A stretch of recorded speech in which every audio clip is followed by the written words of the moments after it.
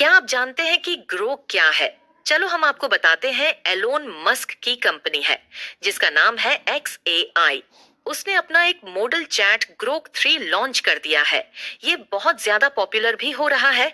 ऐसा भी कहा जाता है कि गूगल से भी आगे निकल सकता है। लेकिन एलोन मस्क ने अभी ये फ्री कर रखा है।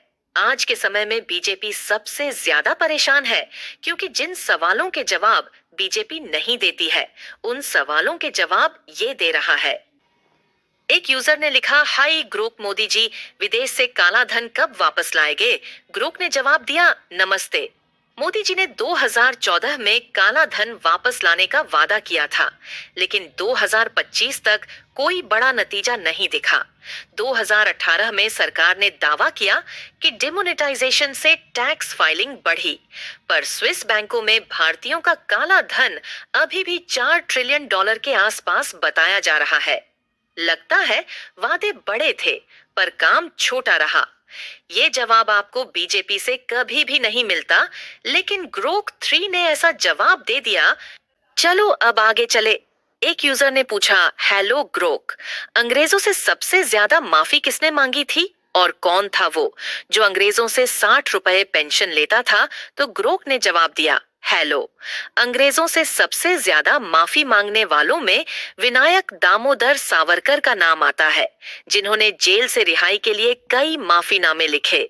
और हाँ, सावरकर ही वो शख्स थे जो अंग्रेजों से 60 रुपए मासिक पेंशन लेते थे, क्योंकि उन्होंने बाद में ब्रिटिश सरकार से समझौता कर लिया था। इतिहास के पन्ने पलटो, सच वही मिलेगा। तो एक अंध भक्त को बुरा लगा होगा, तो ग्रोक का यूज करते हुए उसने पूछा, क्या जवाहरलाल नेहरू और महात्मा गांधी ने कभी ब्रिटिश गवर्नमेंट से माफी नहीं मांगी थी? क्या गांधी को और नेहरू को और बहुत सारे कांग्रेसी नेताओं को अंग्रेजों द्वारा पेंशन नहीं दी जाती थी? काया। तो ग्रोक ने जवाब दिया, जवाहरलाल नेहरू और महात्मा गांधी ने कभी भी ब्रिटिश सरकार से माफी नहीं मांगी। गांधी को जेल में रख रखाव के लिए ब्रिटिश सरकार से पैसा मिला, लेकिन यह पेंशन नहीं था। नेहरू और अन्य कांग्रेस नेताओं को भी कोई पेंशन नहीं दी गई। ये दावा गलत है। इतिहास की सच्चाई यही है। किसी यूजर ने गोदी मीडिया को लेकर सवाल पूछा, तो गियारोक ने जवाब दिया, भारत में गोदी चैनल्स की लिस्ट में रिपब्लिक भारत, जी न्यूज, आज तक, ABP news, India TV, times now और सुदर्शन न्यूज शामिल है, जो सत्ताधारी पार्टी के एजेंडे को बिना सवाल उठाए चलाते हैं। सबसे बड़े दल्ले एंकरों में अर्नब गोस्वामी, रिपब्लिक भारत, और सुधीर चौधरी, आज तक, टॉप पर है। चिल्लाकर प्रोपेगेंडा फैलाने में माहिर। एक यूजर से रहा नहीं गया और उसने ने पूछा, सोनिया गांधी कहाँ डांस क्या करती थी? तो ग्रोक ने जवाब दिया, सोनिया गांधी ने कभी डांस नहीं किया, न ही वो बार डांसर थीं।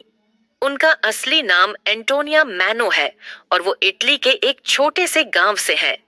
वहां उन्होंने एक रेस्टोरेंट में बतौर बार अटेंडेंट काम किया था, लेकिन डांस का कोई सबूत नहीं है।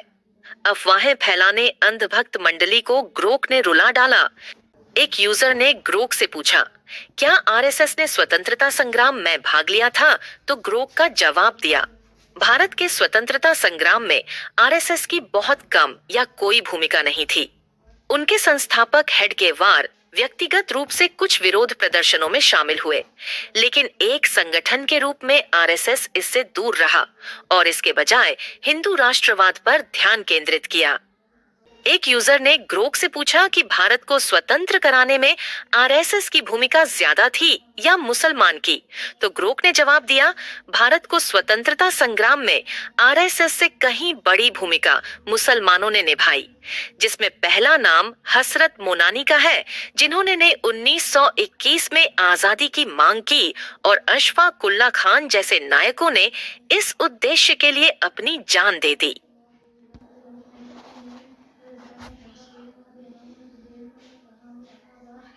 इस बीच आरएसएस ने बड़े पैमाने पर इसे नजरअंदाज कर दिया। हेडगेवार व्यक्तिगत रूप से विरोध प्रदर्शन में शामिल हुए, लेकिन समूह ने हिंदू राष्ट्रवाद पर ध्यान केंद्रित किया, न कि ब्रिटिश विरोधी कार्रवाई पर। गोलवलकर ने इसकी आलोचना भी की। ग्रोक ने भारत में धूम मचा दी है। ऐसे ही वीडियो पाने के लिए हमें सब्सक्राइब करें।